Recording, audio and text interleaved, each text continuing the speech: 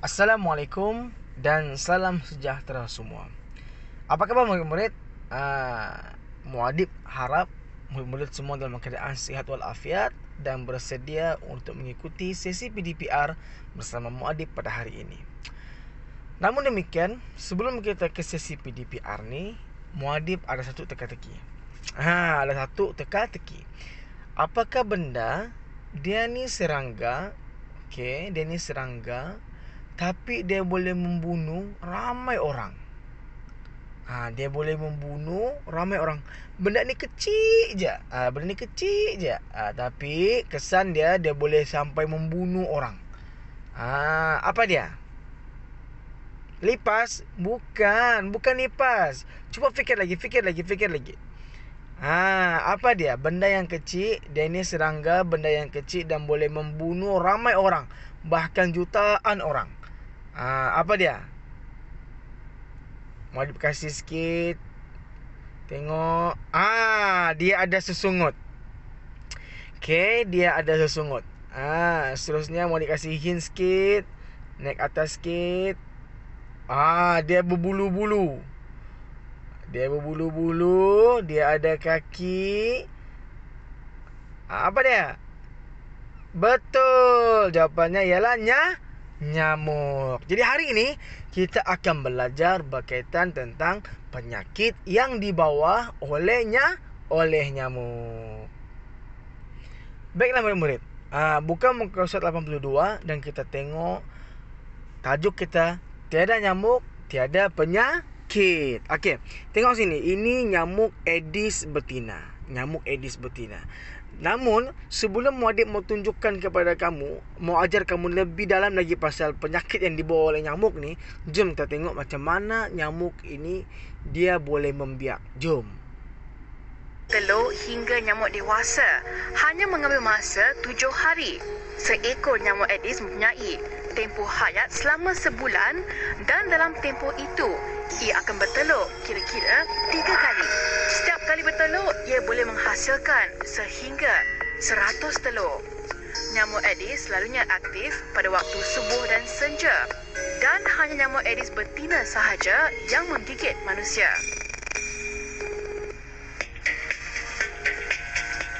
Nyamuk Aedes memangnya suka membiak dalam kawasan air bertakung yang bersih dan juga jernih. Ia hanya memerlukan saiz kawasan air bertakung. Nah, murid-murid, kita sudah tengok tadi macam mana kitaran hidup seekor nyamuk.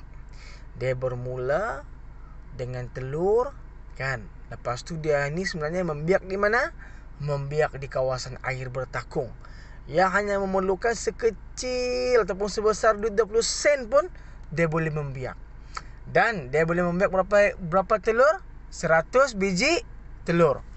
100 biji telur. Dan juga kalau kita tengok tadi video tu, hanya nyamuk apa? Nyamuk betina yang menggigit manusia. Dan dia punya kitaran hidup ni daripada telur menjadi larva, menjadi nyamuk, hanya memakan masa 7 hari dan boleh hidup dalam tempoh sebulan selepas menjadi nyamuk, dan boleh bertelur berapa kali? 1, 2, bukan 3 kali. Okey. Jom kita tengok bagaimana cara nyamuk ni merebak. Bagaimana nyamuk Aedes betina ni dia boleh bawa penyakit dipanggil sebagai demam denggi. Demam denggi ni, sakit betul. Muadib pernah kena demam denggi. Dia punya demam, ya Allah, demam dia sampai muadib tak boleh bangun. Sampai muadib tak boleh bangun. Lepas tu kepala muadib ni panas betul. Lepas tu kan muadib time tu, bayangkan muadib kena demam denggi tu. Time tu muadib tak tahu dari mana dapat. Tapi masa tu bila diletakkan tolak basah di kepala muadib, tolak basah tu pun yang tadinya sejuk jadi panas. Makan pun tak dapat. Sakit demam denggi ni. Sakit, sangat sakit. Jadi hari ni kita mau tengok macam mana cara demam denggi ni denggi ni merebak. Okey. Yang pertama, tengok sini. Nyamuk Aedes betina membawa virus denggi. Nyamuk Aedes betina membawa virus denggi. Dan nyamuk Aedes betina tadi menggigit pesakit denggi. Dan akhirnya nyamuk Aedes menggigit orang sehat dan menjangkitinya. Bayangkan apa yang berlaku. Kebiasaannya akan berlaku demam panas. Demam panas sampai 40 darjah Celsius tau. 40. Panas betul. Muadib time tu menggigil-gigil. Badan menggigil kesejukan, tapi badan terlalu panas. Ya Allah. Sakit kepala betul. Sakit kepala muadib time tu. Time kena denggi ni. Time tu muadib ingat lagi. Time tu 2014. 2014. Lepas tu muntah-muntah. Muntah-muntah, kerap muntah-muntah. Jadi bila kita kerap muntah-muntah ni, badan kita akan jadi terhidrasi. Kalau kita cari beret ni kan muntah-muntah kan, kita terhidrasi.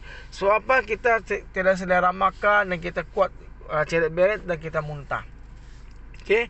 Sakit sendi. Bayangkan sendi-sendi kita ni di siku, di pergelangan tangan, di lutut. Semua time tu sakit tau. Lepas tu ruam pada kulit. Ruam pada kulit ni adalah tanda yang kebiasaannya akan kita nampak kalau kita terkena demam denggi. Ini adalah tanda-tandanya. Bila kita kena demam denggi, akan ada ruam-ruam merah yang timbul di kulit-kulit kita. Okay? Di tangan lah, di badan lah. Itu namanya demam denggi lah tu. Kalau ada ruam-ruam sudah tu. Jadi yang ini ni, gejala dan tanda ni demam panas, sakit kepala, muntah, ceret-beret, sakit sendi, ruam pada kulit ni. Ini adalah gejala dan tanda denggi, demam denggi. Kamu tahu kan demam denggi ni, dia boleh membunuh manusia. Tapi tu demam denggi ni, kalau dia sudah jadi demam denggi berdarah, disitulah kesengsaraan lagi bertambah. Disitulah kesengsaraan lagi bertambah dan boleh membunuh manusia. Demam denggi ni, denggi berdarah namanya ni. Bayangkan di liang rumah kita ni keluar darah. Itu yang teruk tu, demam denggi berdarah. Syukur muadib tidak kena demam denggi berdarah, hanya kena demam denggi yang biasa. Tapi yang biasa-biasa pun sakitnya. Sakit betul. Jadi ini perlu untuk kita tahu, supaya kita boleh tahu apa demam yang terkena dengan kita, supaya kita boleh elakkan daripada terjadi perkara yang lebih buruk. Contohnya kalau kita suatu kita ada demam denggi, kita cepat-cepat pergi hospital. Begitu. Okey. Ini nyamuk Aedes betina. Nyamuk Aedes betina yang telah menjangkiti orang. Dia gigit orang, nampak kan? Mau kenal nyamuk Aedes ni, tengok ni. Tengok dia ada belang-belang. Di badan dia ni ada belang-belang. Nyamuk ni ada banyak jenis, murid-murid. Ada banyak jenis. Ada nyamuk yang biasa, yang warna coklat, ada yang besar. Tapi kalau nampak yang belang-belang begini, dia macam zebra ni, hitam putih ni. Ini dipanggil nyamuk Aedes betina. Ini yang bahaya. Kalau ada hinggap di badan kamu, cepat-cepat pukul, kasih mati. Dan paling penting, kena jaga kebersihan rumah, supaya nyamuk Aedes betina ni dia tidak membiak. Okey. Ada soalan, nyamuk Aedes jantan bagaimana? Nyamuk Aedes jantan dia pergi tempat lain. Dia tidak menggigit manusia, dia makan benda lain. Begitu. Okey. Jadi muadib ada satu tugasan di sini, ringkas saja, tidak banyak. Cari maklumat tentang kitaran hidup nyamuk Aedes dan nyamuk tiruk di www.infosihat.gov.my.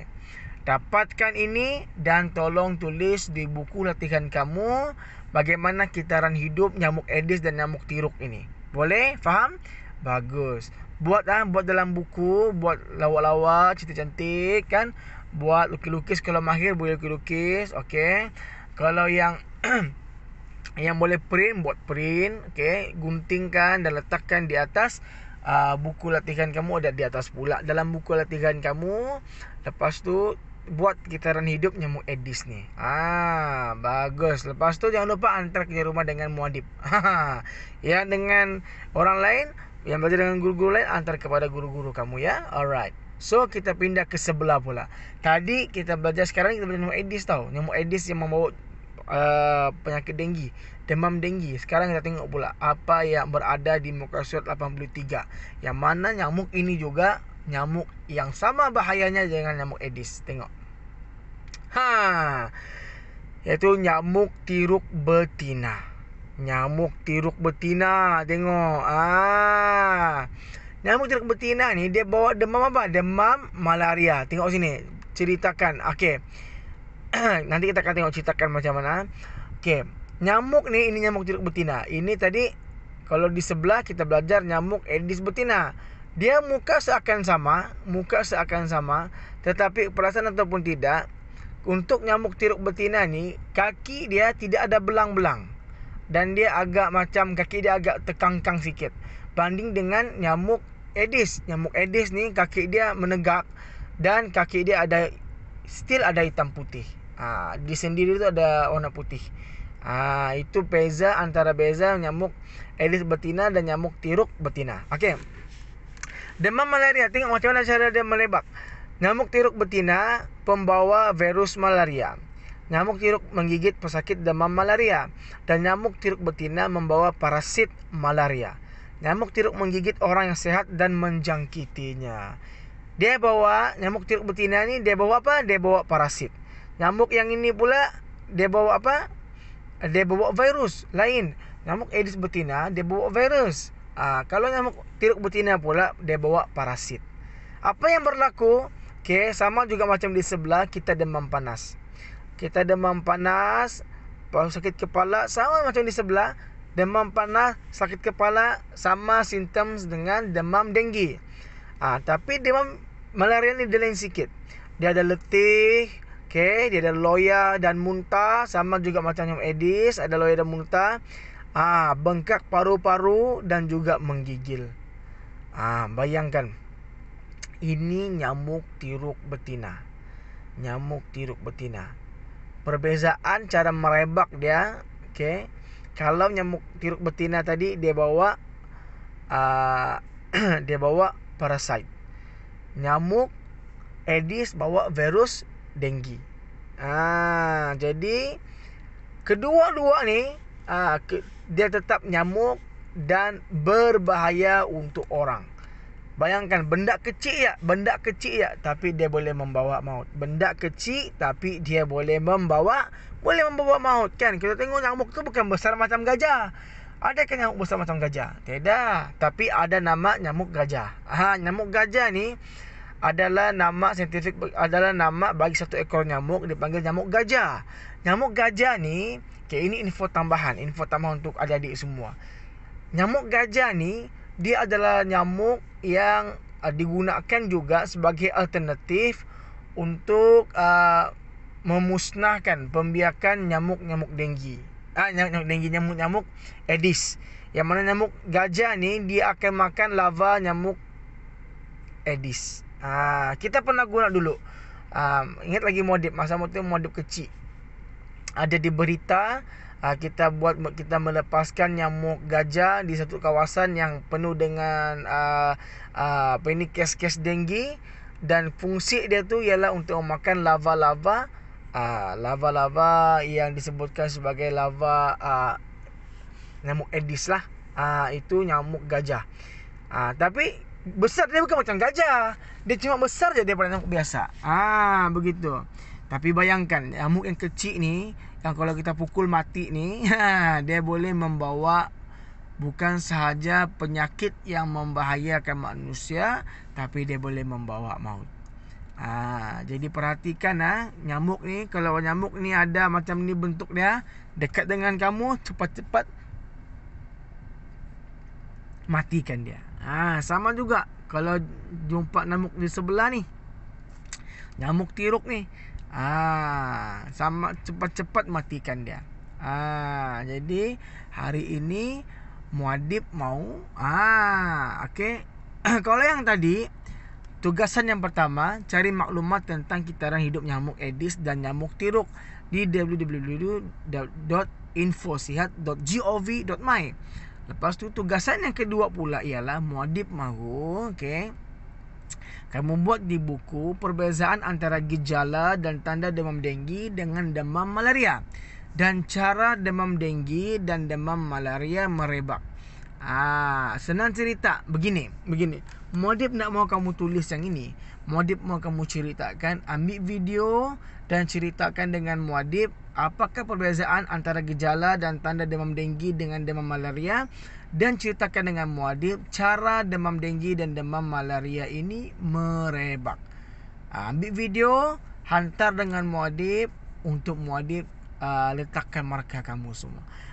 Jadi alhamdulillah hari ini kita sudah selesai belajar berkaitan tentang dua nyamuk, iaitu nyamuk Aedes betina dan nyamuk tiruk betina, yang mana masing-masing membawa, nyamuk Aedes membawa demam denggi dan nyamuk tiruk membawa demam malaria. Jadi insya-Allah itu saja pada hari ini.